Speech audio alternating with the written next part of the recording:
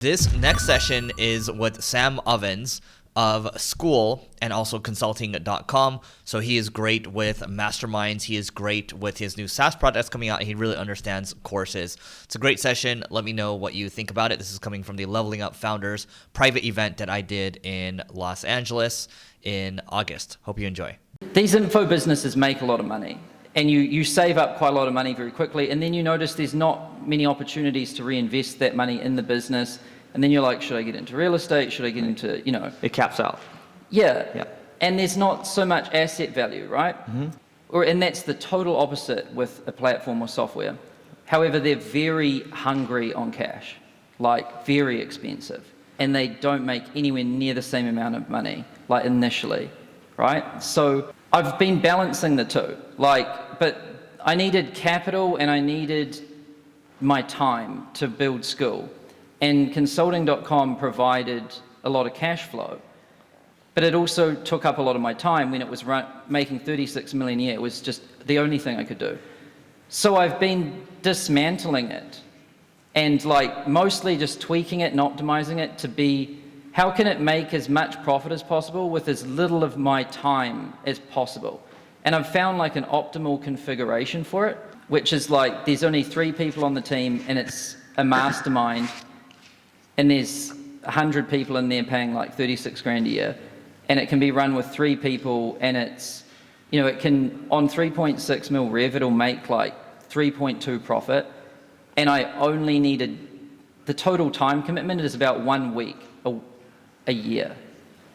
Prepping for it or actually doing the event? That's the event time and the Q&A times, added up, yeah. And so it used to be $36 million a year with multiple products and about 55 people.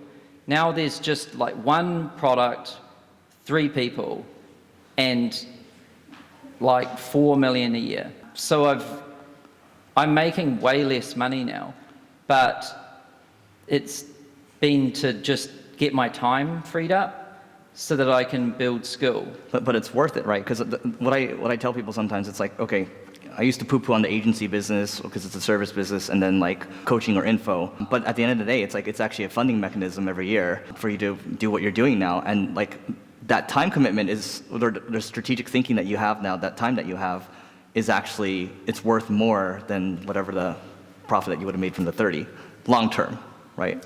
I guess we'll find out. Well, I hope it does work out. Yeah. I think it's true, but yeah. I can't say definitively until it's happened, right? So the main thing that differentiates a platform from a tool is that the users provide most of the value. You're not just using it to do a job, send emails to people, like a MailChimp, right, tool. A platform would be something like, I don't know, Facebook or Instagram, where you go there to interact with other people and their content that they're creating. That provides the value. Do you know what I mean? Yep, totally. So with Skool, it's basically a social network where course creators can put their groups on there and their courses there too, and all their students can interact. And so the course creators are providing the content, they're doing the moderation, and they're guiding their groups, right? But the more people that are on Skool, the more valuable Skool gets because there's more people there, which means it's more engaging. So we notice these interesting things where the more groups we get on Skool, the more engaged the users become and the more valuable the product becomes. I had a $2,000 course called Consulting Accelerator, and that one taught people how to start. It was like a business opportunity, right? And it taught them how to start a consulting business from scratch. That's what made us the big numbers for a while.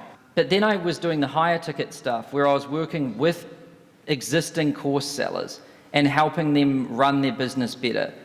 In hindsight, it's kind of misleading. If you look at pure revenue, the BizOp low ticket thing looks the most impressive. But if you analyze it through a profit lens, the high ticket working with existing business owners is way better. Plus there's just way less drama. When we were trying to optimize consulting.com to require not much of my time but make a lot of profit, it was just so obvious to us to just stop doing the BizOp stuff and to only do high ticket.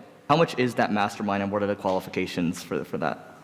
Yeah, so it's $36,000 a year, and there's a cap of 100 members, and you have to be making at least $30,000 a month, and have an info business, which means you're selling information of some sorts, like a course, coaching, mastermind, whatever. That's the criteria we're looking for, yeah. And what are they getting for that 36 grand a year? We do 4 events a year, every quarter. 2 are virtual, 2 are in person. They go for 3 days. We also have a weekly Q&A call on Zoom that goes for 2 hours. We record the events and upload the recordings, and then we record the Q&A calls and upload those, so if people can't attend, they can catch the recordings. That forms the content of the experience. And then there's a community, and all of this is housed in Skool, which is this platform thing that I built. So that's the structure that the interactions take place in, and what I've learned with masterminds is alignment is important, like high alignment. They're all kind of doing the same thing, they all are trying to achieve the same thing, and they're all kind of at a certain level. And then you bring those people into a room together, and then you're like, what are you guys struggling with? What do you want to achieve? Let's make the agenda live in the room. Like, I do no preparation. Oh, you're literally Q&Aing the whole time. It's just like you're working with your team. You know, like, I start every event by going around the room and everyone stands up and says, my name is, I have this business, we're currently making this, we want to get to this, these things are blocking me from doing this, and I want to get these things out of the event. And when everyone's going around and doing that, I'm like taking notes, and I notice the patterns, there's recurring themes, right? I get the list of things, and I'm like, okay, so these are the things that you guys want and are struggling with. What order should we cover these in? And they're like, do that one first, do that one. So they give me the sequencing. And then I'm like, okay, so would you be happy if we spent the next 3 days doing this? And they're like, yeah, but actually maybe if you could also talk about this other thing, and I add that in, and I'm like, okay, would this be good use of time? And everyone's like, yes. Then I just circle the first thing. Let's say it's like YouTube. Then I'm like, what do you guys want to know about YouTube? What are the problems? And Literally they tell 3 me, days. and I write it down, and then I'm like, okay, let's cover this. And I'm like, all right, here's what I'm doing to do YouTube, right? And then there might be some other people in the mastermind that are very good at YouTube. So I'm like, Quasi's one guy. I'm like, you come up here, share us your strategy for YouTube. And he shares it. So I'm like, you know what I'm saying? Yeah, no, Yeah. You're passing the ball around too. So like you're letting some experts come in and speak. So Yeah, like a it's group very thing. collaborative. Yeah. And that's what I like. It's painful for me to like sit down and to make content actually. Like, I like to do it and get good at doing it and then talk to people about doing it. And it's very pure. And that's why I like the mastermind, because, you know, the best person at doing it will just share how they do it, and they don't need to prepare to tell you how they're doing it because they're doing it. I tell my mastermind members this. I'm like, an info business is the best cash flow machine I've ever seen. I've never seen anything else that makes this kind of cash flow with such little capital expenditure or anything, right? Like, you can sell words and make millions. Like, and people get real world results as well. So it's like, it's amazing, honestly. And what I recommend to all of my mastermind members is like, just understand that it's that, and then just make it very profitable and make as much profit as you can with it and run it as a solid business, and then invest that cash flow into something else. Maybe you get into real estate, maybe you get into, I don't know, maybe you're into crypto or something, right? But like, that's more of your asset stuff. And you can create these good synergies with cash flow and assets. And I think we've seen a few patterns of this. Like, Grant Cardone has been using info for cash flow and then real estate for like asset building. I'm not into real estate though. It just bores me. So, you know, platforms, ecosystems, software, that's what I'm doing. Yeah. Yeah, I mean, you have a couple people in here that have the holdco model where it's just like, I was saying earlier to Alex, it's just like the best investment is actually in your own business, right? Because you have full control over it. And no matter what you compare it to over the last 10, 20 years or whatever, beats real estate, beats stocks, beats crypto. It's just focusing on that. What are some key things you learned info versus becoming focused on, you know, SaaS? One is very long-term focused, right?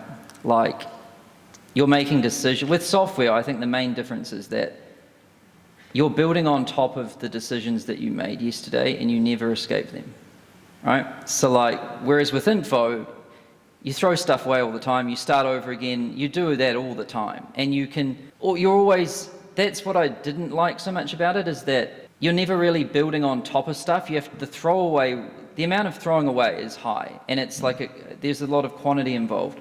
And your churn on info is like 15%, right? It's kind of crazy, or above.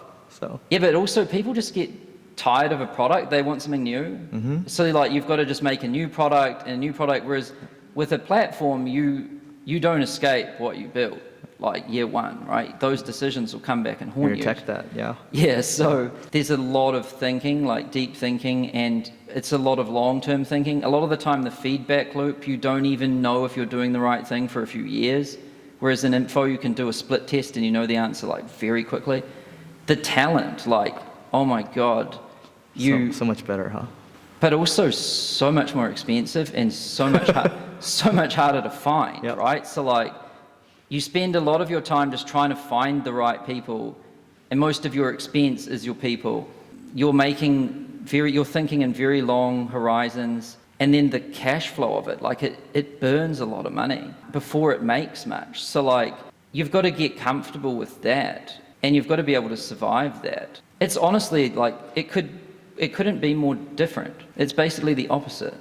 I mean, the beauty is you don't really have any investors. You don't have a board right now. It's you being accountable to yourself, because you've proven that you know how to build a business, and you just have this cash flowing machine that funds your SaaS, right? All right, so that's it for this session. Hope you enjoyed it. If you are interested in learning more about the Leveling Up Founders Private Event, it's basically an annual thing where we gather the top founders and also the top speakers, and ultimately just help each other grow our businesses faster. Last event was rated a 9.8 out of 10, and everyone said it was more so about the people. The speakers were amazing, but the people are even more amazing. So you can go to live.levelingup.com to learn more if you are interested, and we'll catch you later.